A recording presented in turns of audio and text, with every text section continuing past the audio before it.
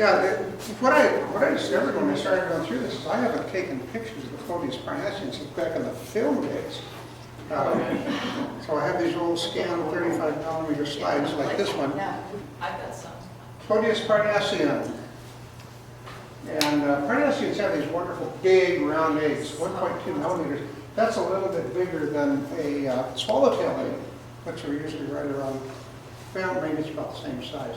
But they have this real distinct porous surface with all these little holes. Where do they land?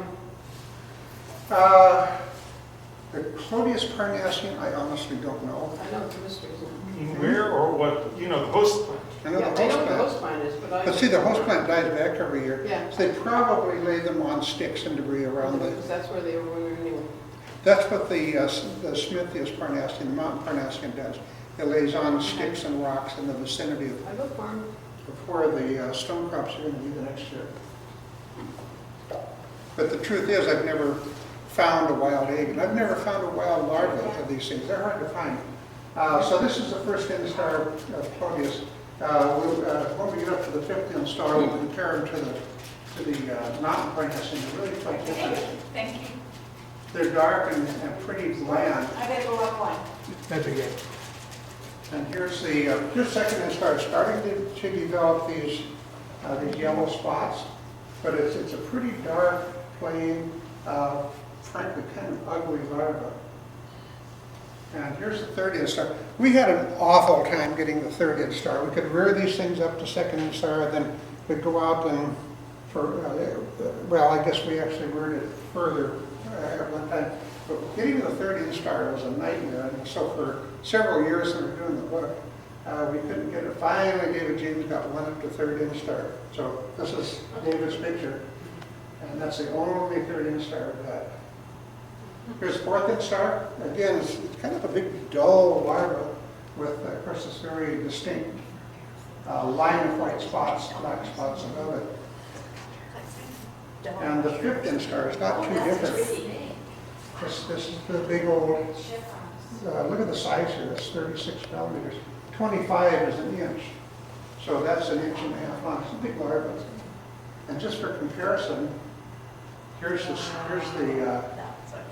mountain Parnassian. They're very different. Now, we find these like up at Chumstick Mountain. When we go up there, we'll find these sometimes. Look at the difference. They're really, for two butterflies that look very similar, their larvae are really quite different. Is that some sort of warning color that you know of on the Smithius? Yeah, that's what we think. Just I'm intrigued by that plant there. What, do you happen to know what that is? that's stone crop. Okay, Yeah, and it's actually feeding on it there as we watch. okay. Do you know which sedum stone crop? I think this is lanceolatum, but they feed on quite a range of stone crops. And here's the pupa. The pupae of the two species look a lot alike. And again, here's the adult. The antennae are black. This one happens to have been, this is Ivy's picture, by the way. Nice picture, Ivy. And I didn't ask her for permission to use it. You have permission. Thank you. And you can see, I think this is the arrow that it's on. And you see it's got pollen all over. See the pollen all over its wings? Pollen on its antennae. That's why it doesn't look solid black. But the antennae in Clodius are solid black. And compare that then to Smithius. And you can see Smithius has that strongly barred antenna. Anybody know another obvious difference between these two? I'll flip back and forth. Here's Smithius. Mountain has Sorry, more. one hands? Mountain has more. That's how I remember it. More what? More spots. Maybe if you count the red spots, they're really the same. There's whatever 6 or so there. Yeah. They're pretty much in the same I spot. just got them in different places. You got them on the forewings. Four-wing. Four-wing. Who said that? I don't know. Look at And it has a Look stripe. at the red spot on the four-wing. It has the stripe. That's what I meant. I meant more locations. I really did. And you don't see red spots on the four-wing in Clodius. I knew I'd And so if you can't see the antennae, look for that red spot.